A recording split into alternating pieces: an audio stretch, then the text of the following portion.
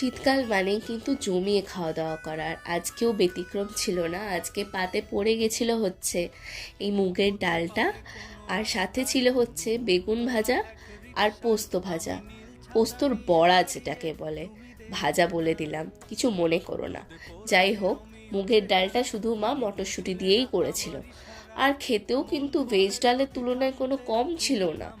যাই হোক, এরপরে আমি পাতে পেয়ে গেছিলাম চচ্চড়িটা।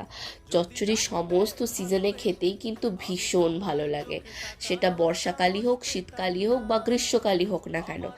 এত সুন্দর চচ্চড়িটা হয়েছিল, মনে হচ্ছিল আমি এক থালা ভাত শুধু চচ্চড়ি দিয়েই খেয়ে নেব। কিন্তু কি করব, মা তো আবার আর একটা মাছ করে রেখেছে, তাই জন্য মাছটাও খেতে হতো, নইলে বিশ্বাস করো আমি শুধু এই চচ্চড়ি দিয়েই পুরোটা খেয়ে নিতাম। মাছটা ছিল ফ্যাসা মাছ। সাধারণত আমি এই মাছের শুটকি মাছই খেয়েছি, শুটকি বাটা, শুটকির তরকারি, কিন্তু এই প্রথমবার আমি এটা বেগুন দিয়ে খেলাম। আমার কিন্তু বেশ ভালো লেগেছে।